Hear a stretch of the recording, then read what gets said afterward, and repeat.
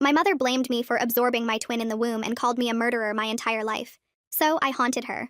I was born with 6 fingers on my left hand, and my mother Gloria never let me forget it. She told everyone who would listen that I was supposed to be a twin, but I absorbed my sister in the womb and stole her life. The 6th finger was proof that I was a monster who killed her real baby. The doctor told her that wasn't how it worked, but Gloria didn't care about science.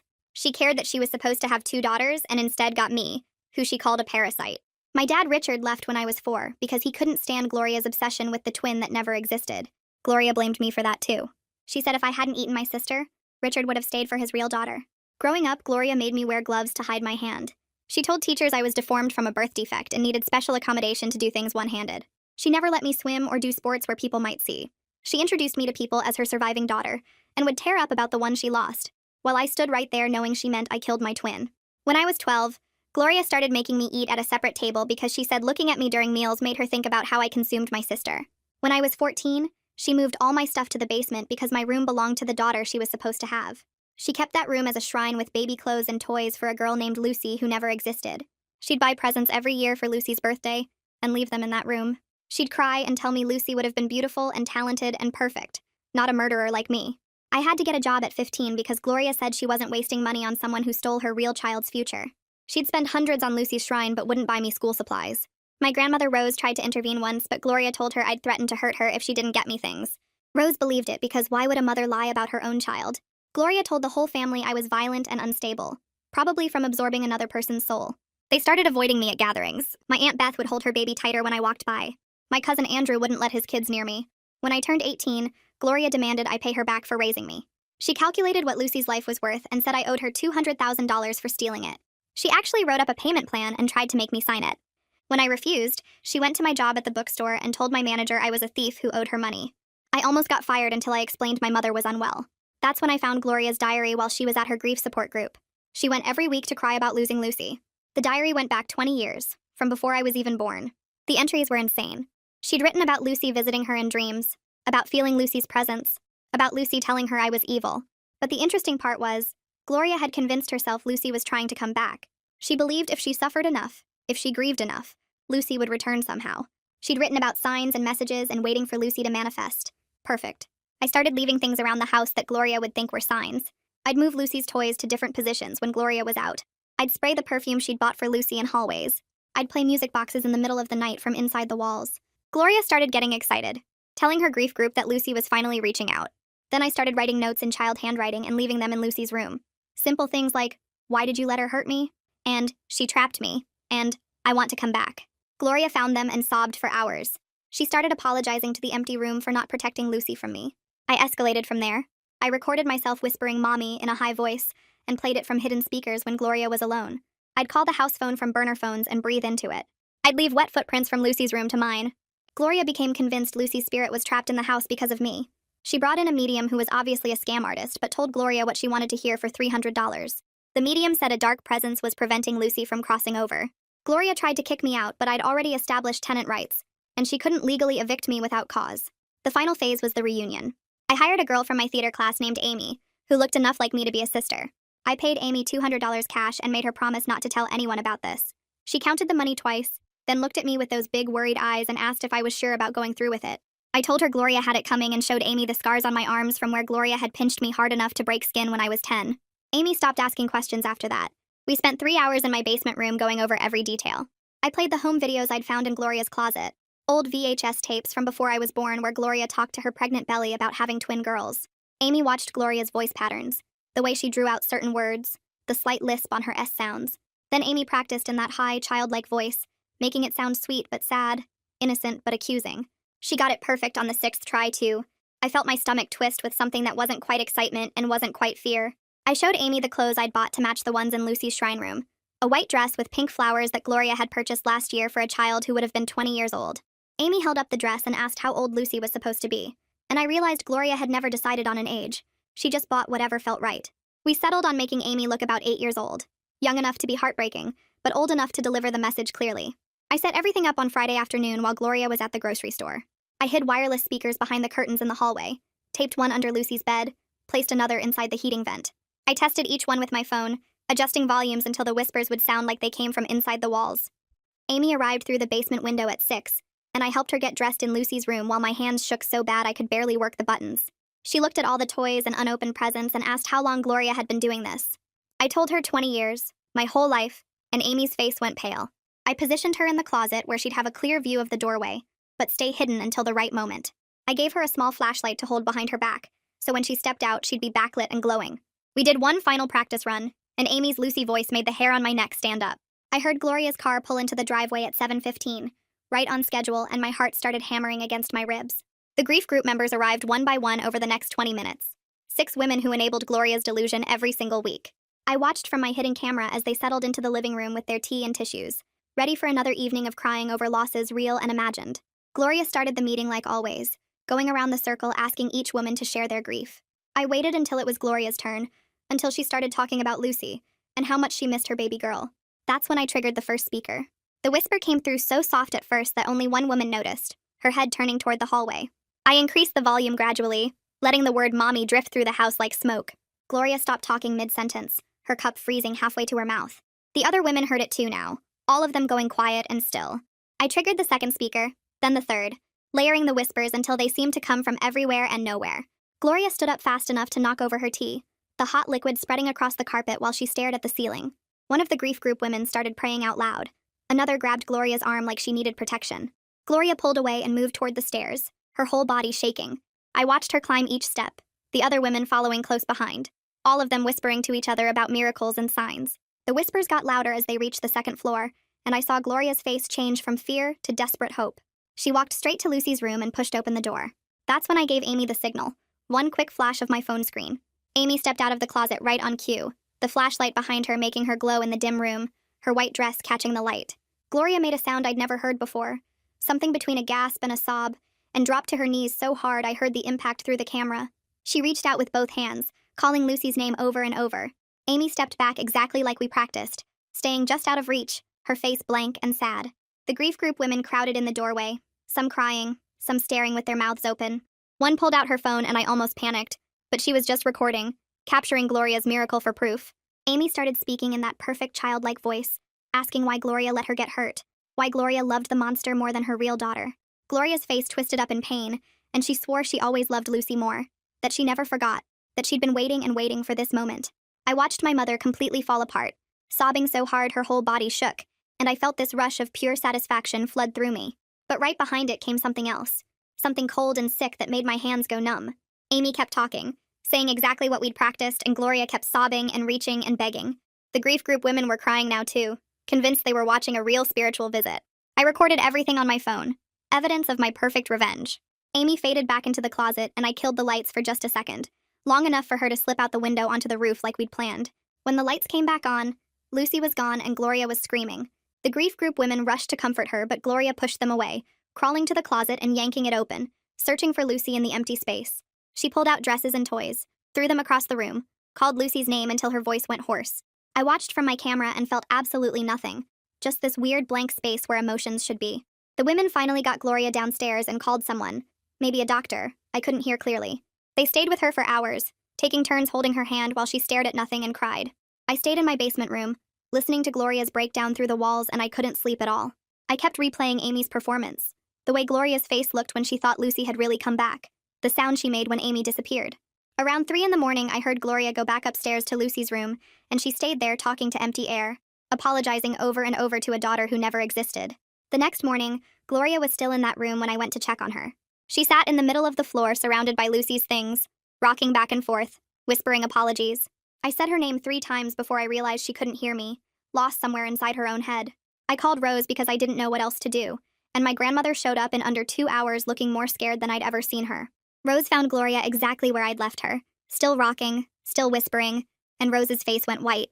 She tried talking to Gloria, shaking her shoulder gently, but Gloria just kept muttering about Lucy's judgment and how she failed her real daughter.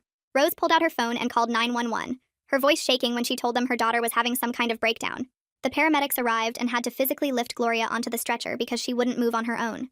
She didn't fight them, didn't even seem to notice them, just kept staring at nothing and moving her lips in silent words.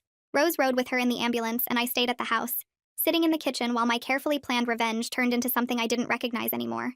Rose came back that evening and sat across from me at the table, really looking at me for the first time in my entire life, seeing me as an actual person instead of the threat Gloria had painted me as. She asked what happened, and I told her a version of the truth, that Gloria's obsession with Lucy had finally eaten her alive from the inside. Rose stared at me for a long time, then said she always knew Gloria's grief wasn't normal, but she never thought it would end like this, with Gloria completely broken and unreachable.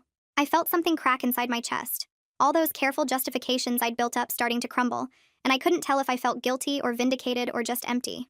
The hospital waiting room smelled like disinfectant and old coffee. I sat in one of those plastic chairs that's designed to be uncomfortable so people don't stay too long, my left hand shoved deep in my jacket pocket where no one could see the sixth finger. Rose was somewhere down the hall signing papers while doctors poked at Gloria's broken mind and tried to figure out what medication could patch together a woman who'd spent 20 years talking to a daughter that never existed. A nurse with tired eyes and scraped back hair came through the double doors and asked if I wanted to see my mother. I opened my mouth to answer and nothing came out because I genuinely didn't know. Did I want to see Gloria strapped to a bed? Maybe sedated? Definitely not recognizing reality anymore? Did I want to watch her call out for Lucy while doctors took notes on clipboards? The nurse waited for about 10 seconds, then nodded like she understood and went back through the doors. Rose came back an hour later looking 10 years older, her hands shaking as she sat down next to me.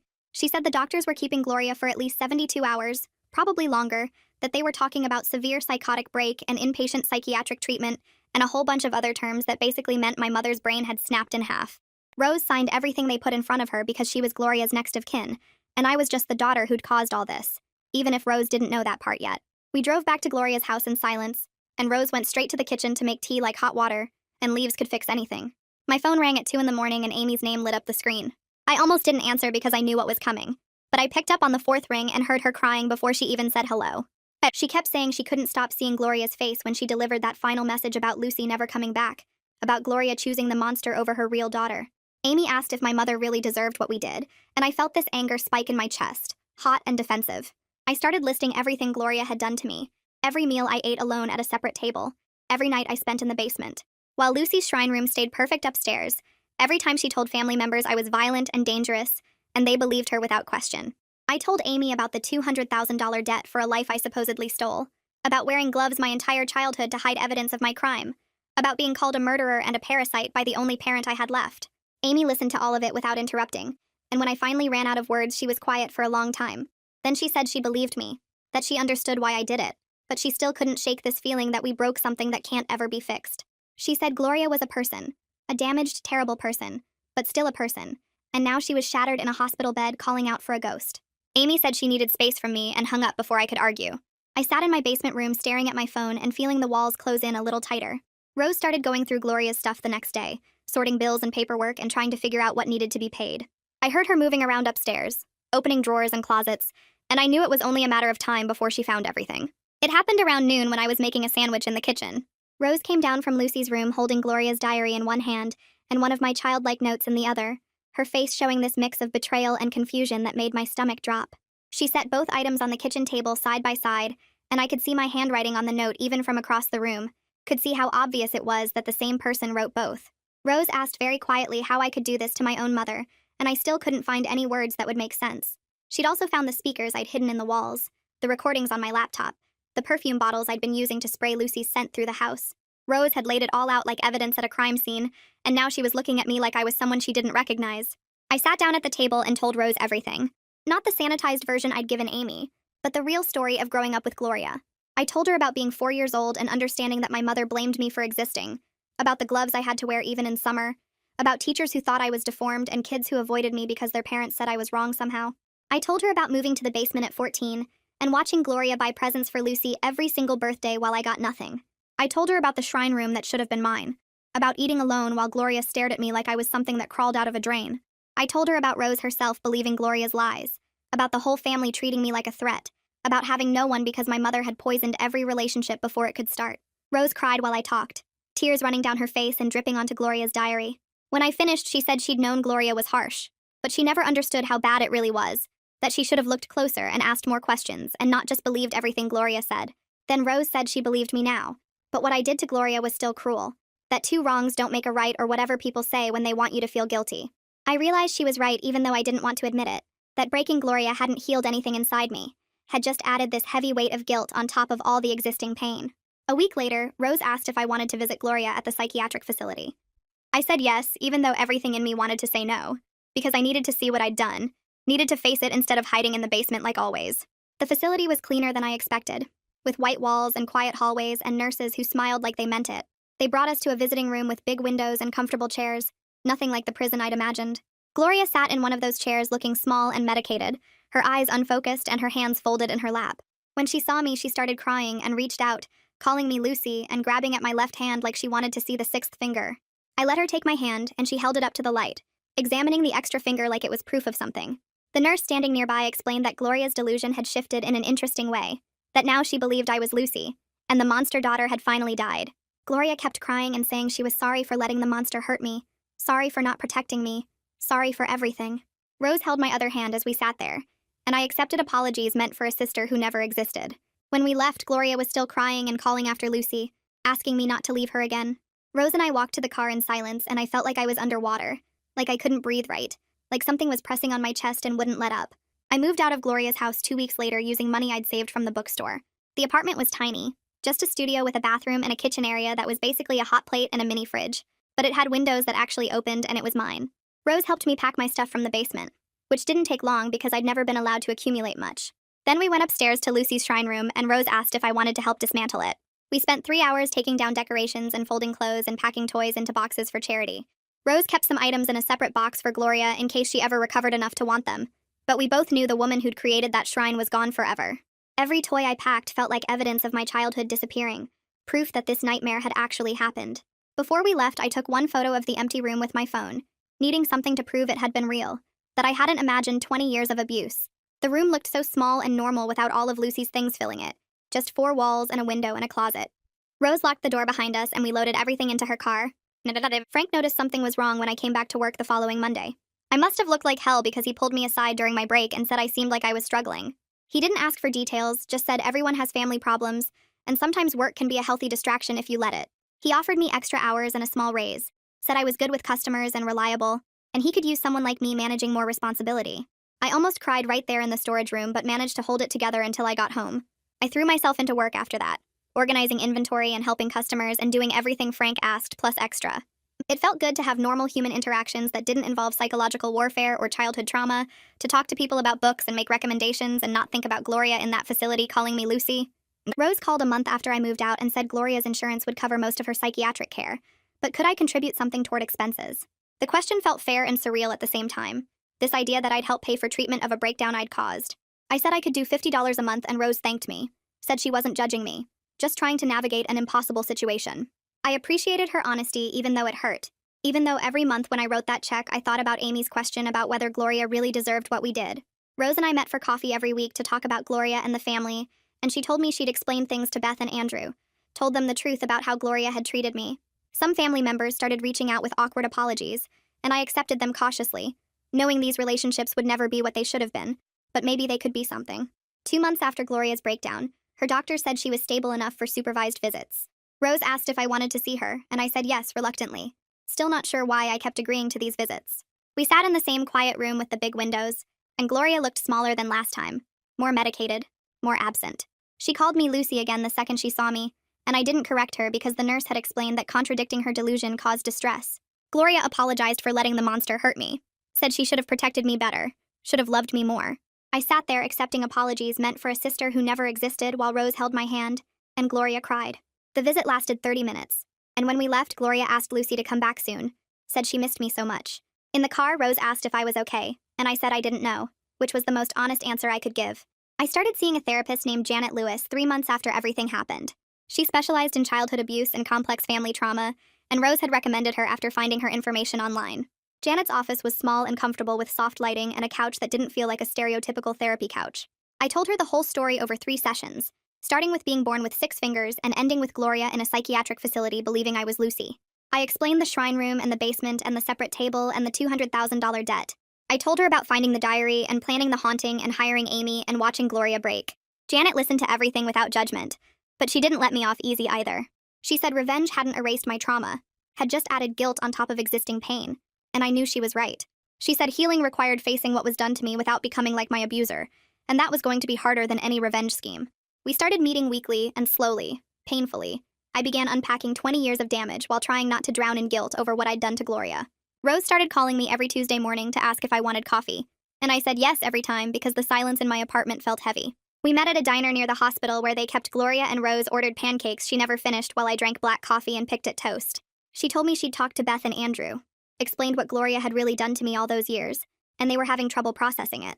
Beth cried when Rose told her about the separate table in the basement room, said she wished she'd known, but Rose pointed out I'd tried to tell them and nobody listened. Andrew sent me a text message that just said he was sorry, and I stared at it for 20 minutes before typing back that it was okay, even though it wasn't. Rose's honesty about the family's failure felt like medicine that burned going down, but maybe helped anyway. Over the next few weeks, other family members reached out with awkward phone calls and stiff apologies that all sounded the same, like they'd rehearsed what to say to the girl they'd treated like a threat for 18 years. I accepted each apology and said I understood even though I didn't, knowing these relationships were broken in ways that couldn't be fixed, but maybe could be something new. Rose and I kept meeting every Tuesday, and slowly we talked about things besides Gloria, like Rose's garden and my job at the bookstore, and whether I'd ever want to go back to the school. She never pushed me to forgive anyone or pretend the past didn't happen, just sat across from me eating pancakes and treating me like a real person who deserved space at the table. 6 months after Gloria's breakdown, Rose called on a Wednesday instead of Tuesday, and said the doctors thought Gloria could move to a group home. She asked if I wanted to help decide, and I surprised myself by saying yes, that I wanted Gloria somewhere safe, but not alone where she might hurt herself. We drove to 3 different facilities, and the first 2 felt like prisons with fluorescent lights, and the smell of bleach covering something worse. The third place had big windows and plants in the common areas, and the staff members smiled at residents instead of talking over them like they weren't there. Rose asked questions about medication schedules and visitor policies while I walked through the building looking at art therapy projects taped to walls and a garden out back where residents could grow vegetables. A woman showed us Gloria's potential room, small but clean with space for personal items and a view of trees instead of parking lots. Rose looked at me and I nodded, feeling strange about having a say in my mother's life after she'd controlled every aspect of mine. We sat in an office while Rose signed paperwork, and the director explained Gloria would have structure and support, but also independence to make choices within safe limits. When we finished, Rose squeezed my hand in the parking lot and thanked me for coming, said it meant something that I cared enough to help even after everything. I didn't know if I cared or just didn't want Gloria's suffering on my conscience, but I squeezed back anyway. I started visiting Gloria once a month on Sunday afternoons when the group home had the fewest other visitors. She sat in the common area with her hands folded, smaller than I remembered, and when she saw me, her face lit up. She called me Lucy like she always did now, and I didn't correct her, just sat down and asked about her week. She told me about art therapy where she made clay bowls, about a new resident named Margaret who talked too much, about the garden where she planted tomatoes that were starting to grow. She showed me a drawing she'd made of flowers, and I said it was pretty, even though the proportions were off and the colors didn't match anything real. Gloria seemed happy in her delusion, living in a world where her real daughter visited, and the monster was finally gone, and I let her have that because taking it away felt cruel. After 30 minutes, a staff member came to remind Gloria about dinner, and she hugged me goodbye and asked Lucy to come back soon. I drove home feeling hollow, like I'd visited a stranger wearing my mother's face, and called Janet to talk through the complicated mess of emotions. Janet said I got to choose what relationship felt right, that I could visit or not visit, could maintain distance or try to build something new within the limits of Gloria's condition. I chose monthly visits because complete absence felt like proving Gloria right about me being the monster, and even though she'd never know the difference, I would. Frank called me into his office at the bookstore on a Tuesday morning, and I thought I was getting fired for being late too many times. Instead, he offered me assistant manager, said I'd shown up consistently for a year, and helped customers better than anyone else on staff. The raise was $3 more per hour, enough that I could afford a better apartment and maybe save money instead of living paycheck to paycheck. I said yes, and Frank shook my hand, told me I'd earned it through reliability and growth, words nobody had ever used to describe me before. I called Rose from my lunch break and she actually squealed, said we should celebrate by apartment hunting that weekend. We spent Saturday looking at places, and I signed a lease on a 1-bedroom with actual windows that let in light, and a kitchen with a full stove instead of a hot plate. Rose helped me move the following weekend, and we painted the walls a soft blue that felt calm instead of the dingy white of my old studio. We talked about everything except Gloria, while we rolled paint onto walls, and I felt like maybe I was building something that belonged to me, instead of existing in spaces other people allowed me to occupy. Rose brought over a small table and 2 chairs from her garage, said every home needed a place to eat meals with other people, and I thought about all those years eating alone at Gloria's separate table. My new apartment was mine, paid for with money I earned, decorated how I wanted, and nobody could take it away or tell me I didn't deserve it. On what would have been Lucy's birthday, I drove to the cemetery where Rose had bought a family plot. There was no body to bury since Lucy never existed, but Rose thought we needed a place to acknowledge the pain that had shaped everyone. The stone was simple gray granite with Lucy's name and the dates she would have lived, and I stood there with my 6-fingered hand resting on the cold surface. I thought about the sister I never had, the one Gloria loved more than me despite her never taking a single breath, and how that absence had filled my entire childhood with shame and isolation. I thought about Gloria in her group home making clay bowls and believing I was Lucy finally returned, living in a delusion I'd helped create through my revenge. I thought about the haunting and Amy's face when she asked if Gloria really deserved what we did, and how I still didn't have a clean answer to that question. Janet said healing wasn't about being completely fixed or erasing what happened, just about learning to carry the weight without letting it crush you into someone you didn't want to be. I wasn't healed and probably never would be, not completely. But I was learning to exist in the world as myself instead of as Gloria's monster or Lucy's murderer. Life wasn't fair or neat, and I'd done things I couldn't undo to someone who'd done worse things to me first, and somehow I had to live with all of it. I placed flowers on Lucy's stone, yellow roses because they seemed right somehow, and drove back to my apartment where the walls were blue, and the table had 2 chairs, and nobody called me a parasite. It wasn't redemption or justice or even peace, but it was mine, and that had to be enough.